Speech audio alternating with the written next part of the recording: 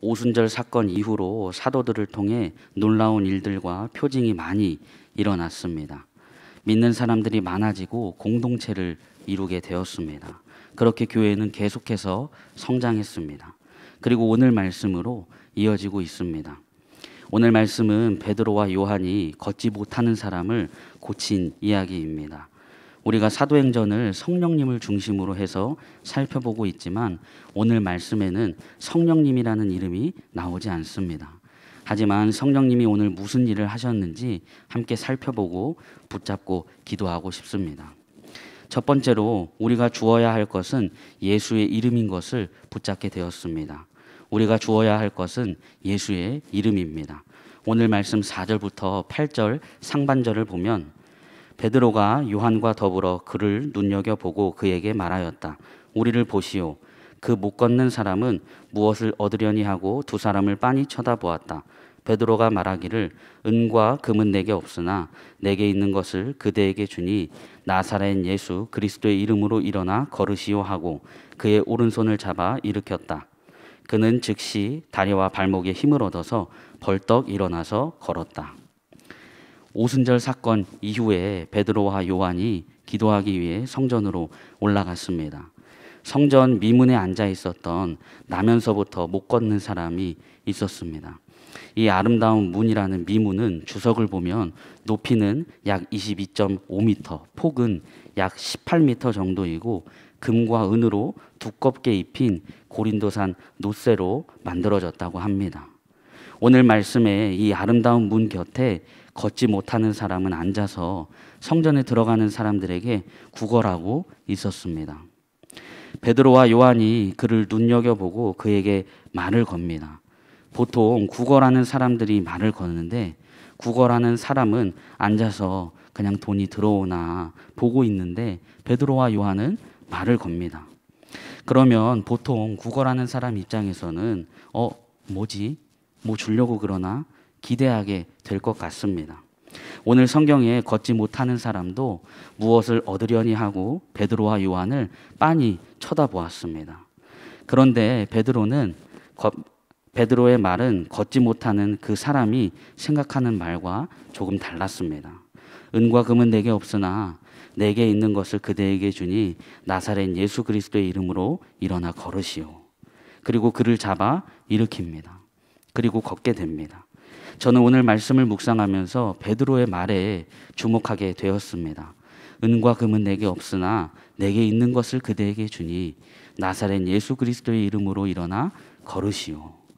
베드로는 그 걷지 못하는 사람에게 나사렛 예수 그리스도의 이름을 주었습니다. 저는 오늘 말씀을 묵상하면서 이것을 붙잡게 되었습니다. 우리가 주어야 할 것은 다른 게 아니라 예수의 이름이구나. 우리가 세상에 주어야 할 것은 예수의 이름이구나. 이것을 붙잡게 되었습니다. 오징어 게임을 보면 빚으로 인해 빈곤으로 인해 힘들어하고 있는 이정재에게 공유가 나타납니다. 그리고 공유가 이정재에게 말을 겁니다. 그런데 이정재는 그런 공유를 보고 이렇게 말합니다. 예수 안 믿어요.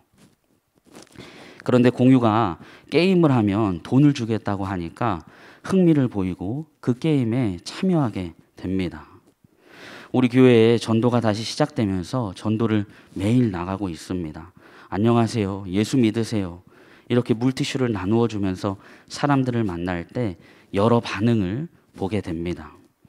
확인도 안 하고 그냥 지나치시는 분들도 계시고 안 받아요. 괜찮아요. 하는 분들도 계십니다. 그런데 개인적으로 재미있는 분들이 계시는데 바로 확인하고 받으시거나 이게 뭐냐고 물어보시고 받으시는 분들입니다. 이게 뭔가 나에게 필요한 건가? 내가 받으면 쓸모 있는 건가? 사람들은 물티슈에 집중합니다. 하지만 저는 그 새벽에 그리고 낮에는 학교 앞에서 그 뜨거운 태양 밑에서 물티슈를 그 사람들의 필요를 채워주기 위해 그 사람들이 필요한 물건을 주기 위해 물티슈를 나누어 주는 것이 아닙니다. 저는 예수의 이름을 전하기 위해 그곳에 있는 것입니다. 다음부터 이게 뭐냐고 물으시거나 이게 뭔가 하고 빤히 보시는 분들에게 이것은 예수님의 마음입니다. 이것은 예수님의 이름입니다. 이렇게 말해야겠습니다. 우리가 주변에 있는 사람들에게 그리고 힘들어하고 있는 사람들에게, 고통과 고난 가운데 있는 사람들에게 주어야 할 것은 예수의 이름입니다. 그 사람들에게 있어서 당장 필요한 것은 사용할 수 있는 물건이나 자신에게 도움이 되는 것이거나 돈일 수 있습니다. 하지만 오늘 말씀을 통해 붙잡은 것은 우리 예수님의 사람들은 예수의 이름을 주어야 한다는 것을 붙잡게 되었습니다. 그런데 사실 우리가 살다 보면 예수의 이름보다 돈이 더 필요하고 다른 물질이 더 필요한 것 같을 때가 있습니다. 그래서 걷지 못했던 그 구걸하는 사람이 무엇이 있나 하고 베드로와 요한을 봤던 것처럼 때로 저는 주님을 바라볼 때 주님이 나에게 무언가 주실 게 있으실까 하고 바라볼 때가 있습니다. 그러나 오늘 말씀을 통해 함께 분명하게 붙잡고 싶은 것은 돈보다 예수님입니다. 은과 금보다 예수님입니다. 우리가 줄 수 있고 우리가 줄 수 있는 가장 최고이자 최선이자 소중한 것, 바로 예수의 이름입니다. 오늘 말씀을 준비하면서 찬양 한 곡이 떠올랐습니다. 내 안에 가장 귀한 것 예수를 알미라. 금은보다 더 귀한 것 예수를 알미라. 예수의 이름 존귀한 그 이름, 예수의 이름 능력의 그 이름. 주님의 이름은 존귀하시고 능력이 있습니다. 오늘 그 능력을 말씀을 통해 우리가 함께 보았습니다. 오늘 말씀에 의지해서 주님의 이름이 우리의 삶에도 능력이 있고 금은보다 집보다 돈보다 더 귀한 것이 되길 소망합니다. 성령께서 우리를 도우십니다. 베드로와 요한에게 가장 귀한 것, 가장 능력 있는 것, 유일하게 줄 수 있는 것이 예수의 이름이었던 것처럼 성령께서 우리를 도우실 것입니다. 우리가 줄 수 있는 가장 귀한 것, 가장 능력 있는 것, 우리가 줄 수 있는 가장 소중하고 우리가 줄 수 있는 가장 유일한 것, 예수의 이름이 되길 소망합니다. 성령님, 다른 어떤 것보다 예수의 이름을 주는 사람으로 살아가게 해주십시오. 성령님, 다른 어떤 것보다 예수의 이름을 드러내는 사람으로 살아가게 해주십시오. 오늘 이렇게 첫 번째로 붙잡고 함께 기도하고 싶습니다. 두 번째로 성령님은 열매를 맺게 하신다는 것을 붙잡게 되었습니다. 성령님은 열매를 맺게 하십니다. 오늘 말씀 8절 하반절부터 10절을 보면 그는 걷기도 하고 뛰기도 하며 하나님을 찬양하면서 그들과 함께 성전으로 들어갔다.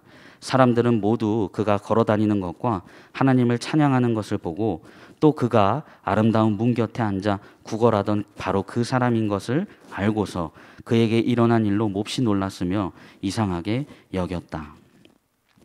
베드로가 그의 오른손을 붙잡고 일으켰습니다. 그 즉시 그는 다리와 발목에 힘을 얻고 벌떡 일어나 걸었습니다. 그리고 걷기도 해보고 뛰기도 해보고 하나님을 찬양하게 됩니다. 태어나서 처음 일어났으니까 얼마나 기쁘고 말로 다 할 수 없을 만큼 행복하고 감사가 절로 나왔을 것 같습니다. 제가 십자인대 파열로 수술을 받고 일주일을 입원하고 3개월에서 6개월 정도 깁스를 하고 목발을 짚고 다녔습니다. 너무나 불편했습니다. 씻을 때도 욕조에 누워서 깁스한 다리를 하늘로 올리고 씻어서 어디 다닐 때도 힘들고 그렇게 석 달 이상을 지내고 마침내 깁스를 풀 때 얼마나 행복한지 잊을 수 없습니다. 오늘 말씀에 나오는 걷지 못했던 사람은 태어나서 일어서 본 경험이 없을 겁니다. 그런 그가 오늘 태어나서 처음으로 일어났습니다. 감사와 기쁨이 그냥 저절로 나왔을 것 같습니다. 그리고 베드로와 요한과 함께 성전으로 들어갑니다. 성전에 있었던 사람들은 그가 걸어다니는 것과 하나님을 찬양하는 모습을 보고 그리고 그가 성전 미문 곁에 앉아 구걸하던 바로 그 사람인 것을 알고서 그에게 일어난 일로 놀라고 이상하게 여겼습니다. 여기에서 이상하게 여겼다는 것은 뜻하지 않게 거룩한 힘을 마주하게 되었을 때 순간적으로 갖게 되는 거룩한 두려움, 경외심을 말합니다. 저는 말씀을 묵상하면서 한 가지 깨닫게 된 것이 있습니다. 저는 단순히 태어나서 단 한 번도 걷지 못하고 성전 미문에서 구걸하던 사람이 성령을 받은 베드로와 요한에 의해서 일어나게 되었다. 이런 이야기로 사용하시고자 이런 기적을 보여주신 것이 아니라고 생각하게 되었습니다. 오늘 이 사건, 태어나서 한 번도 걷지 못하는 사람이 일어서서 하나님을 찬양하게 되는 이 사건을 많은 사람들이 보게 됩니다. 그리고 많은 사람들이 모이게 됩니다. 5천 명 정도의 사람들이 예수님을 믿게 됩니다. 베드로와 요한의 이 행동을 단순히 구제로 볼 수 있습니다. 긍휼한 주님의 마음으로 볼 수 있습니다. 그러나 성령님은 이 일을 통해 복음이 선포될 기회로 만드시고 예수님을 믿게 될 기회로 사용하시는 것을 보게 됩니다. 걷지 못하는 이 사람이 일어서게 되고 하나님을 찬양하게 되고 성전으로 들어갑니다. 그리고 많은 사람들이 이 일을 보고 베드로와 요한에게 몰려듭니다. 그리고 이 사건으로 인해 5천 명 정도의 사람들이 예수님을 믿게 됩니다. 엄청난 열매를 맺게 하십니다. 성령께서 오늘 그렇게 하십니다. 호주 시드니에 조지거리라는 거리가 있는데 그곳에서 노방 전도를 했던 프랭크 제너에 대한 이야기를 나누고자 합니다. 실례합니다. 구원 받으셨습니까? 오늘 밤에 죽는다면 천국에 갈 수 있습니까? 이분은 이 두 질문과 전도지 한 장으로 40년 동안 같은 시간 같은 장소에서 하루도 빠짐없이 전도를 했습니다. 그러나 그분은 자신의 전도로 예수님을 믿게 되었다는 말을 듣지 못했다면서 스스로 열매 없는 열심이었구나 하고 낙심했답니다. 이분이 이제 나이가 들고 세상을 떠날 때쯤 영국 런던에서 목회하는 한 목사님에게 신기한 일이 일어납니다. 몇 년 전 영국 런던에 위치한 한 교회 목사님이 오전 예배를 마치려고 할 때 맨 뒤에서 낯선 사람이 일어나 간증을 하고 싶다고 이야기했습니다. 그리고 간증을 듣게 되었습니다. 간증은 이랬습니다. 친척을 만나러 가게 된 시드니에서 조지거리를 걷고 있었는데 한 노인이 다가와 말했다고 합니다. 실례합니다. 구원 받으셨나요? 오늘 밤 죽으면 천국에 가십니까? 이 말이 계속 신경이 쓰여서 영국으로 돌아와서 바로 교회에 나가게 되었고 예수님을 영접하게 되었다고 간증했습니다. 은혜로운 간증에 목사님은 진심으로 이 성도를 축복하고 환영했답니다. 그런데 그 목사님은 미국에서 초청 설교를 하던 중에 이와 똑같은 간증을 2번 더 듣게 됩니다. 그리고 다시 영국에서 말씀을 전하게 되었는데 예배 후에 4명의 노인이 목사님에게 찾아왔답니다. 그분들도 각각 25년, 35년 전에 시드니에 가게 되었다가 그 노인에게 같은 질문을 받고 예수님을 영접하게 되었다고 이야기했습니다. 그리고 캐리비안 선교대회에 참석해서 이 간증을 나누게 되었답니다. 그런데 집회가 끝난 후에 3명의 선교사님이 와서 우리도 각각 15년, 25년 전에 호주 조지거리에서 이 노인의 질문을 받고 예수님을 영접했다고 말했습니다. 그리고 미국에서 해군 군종 목사들에게 말씀을 전했는데 그곳에서도 마지막 날 한 군종 목사로부터 조지거리의 한 노인의 간증을 듣게 되었습니다. 6개월의 시간이 지나고 인도로 가서 5천 명의 인도 선교사 집회에 참석하고 집회가 끝나고 밥을 먹고 있는데 이 목사님이 한 인도 선교사님에게 어떻게 크리스천이 되었냐고 묻게 되었답니다. 그런데 이 인도 선교사님이 말하길 시드니에서 외교관으로 있었을 때 아이들을 위해 선물을 사러 조지거리에 가게 되었는데 그곳에서 어떤 노인이 실례합니다. 구원 받으셨습니까? 오늘 밤 죽는다면 천국에 갈 수 있습니까?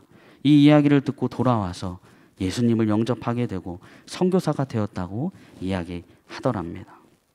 8개월 뒤에 드디어 호주 시드니에서 이 목사님이 말씀을 전하게 되었습니다. 그리고 사람들에게 물어보았답니다. 혹시 조지거리에서 전도하시는 노인을 아십니까? 그리고 그분이 프랭크 제너라는 분이고 지금은 연세가 많이 드셔서 더 이상 하지 못하고 계신다는 것을 알게 되었습니다. 그리고 그 목사님은 그분을 찾아가 그동안 자신에게 무슨 일이 일어났는지 알려주었답니다. 아무런 열매가 없다고 생각했지만 성령님께서는 놀라운 일을 행하셨고 그 일을 통해 놀라운 열매를 맺으셨습니다. 성령님은 열매를 맺게 하십니다. 작아 보이는 일처럼 보일지라도 열매가 당장은 우리 눈에 보이지 않을지라도 성령님은 놀랍게 역사하시고 일하십니다. 오늘 베드로와 요한은 긍휼의 마음도 있었지만 성령님의 인도하심을 분명하게 받았을 거라 믿습니다. 성령께서 베드로와 요한을 통해 예수의 이름을 전하게 하시고 그 능력으로 일어서게 하시고 그가 찬양하게 하셨습니다. 그리고 여러 사람들에게 주님을 전할 수 있는 통로, 주님을 믿게 될 수 있는 기회로 사용하셨습니다. 열매를 맺을 수 있도록 이끌어 가시는 것을 오늘 말씀을 통해 보게 됩니다. 오늘 말씀을 통해 우리의 삶에도 성령께서는 그렇게 일하실 거라 믿습니다. 붙잡습니다. 오늘 그런 하루가 되길 소망합니다. 성령님, 우리 삶에 열매를 맺어 가시는 그 성령님을 보는 하루가 되게 해주십시오. 이렇게 두 번째로 붙잡고 함께 기도하고 싶습니다. 오늘 두 가지를 나누었습니다. 구걸하고 있고 걷지 못하는 사람에게 베드로와 요한은 금이나 은이나 돈을 주는 것이 아니라 예수의 이름을 주었습니다. 그리고 성령님은 이 일을 통해 엄청난 열매를 맺게 하셨습니다. 우리도 돈이나 금이나 은이나 집이나 차나 이런 것이 아니라 예수님의 이름을 드러내는 사람으로 살아가길 소망합니다. 돈보다 예수님, 금보다 예수님, 집보다 예수님. 우리가 사람들에게 주어야 할 것은 예수님의 이름인 것을 붙잡습니다. 그리고 우리 삶에 열매를 맺어 가시는 그 성령님을 바라보길 소망합니다. 오늘 이것을 붙잡고 두 번 나눠서 기도하고 싶습니다. 첫 번째로 성령님, 다른 어떤 것보다 예수의 이름을 드러내는 사람으로 살게 해주십시오. 금은보다 더 귀한 것, 세상 지식보다 귀한 것, 집보다 귀한 것 예수의 이름입니다. 그리고 그 이름에 엄청난 능력이 있음을 보게 됩니다. 그 이름을 드러내며 살아가길 소망합니다. 성령님, 다른 어떤 것보다 예수의 이름을 드러내는 사람으로 살아가게 해주십시오. 우리 함께 기도하겠습니다. 은혜와 진리의 성령님, 오늘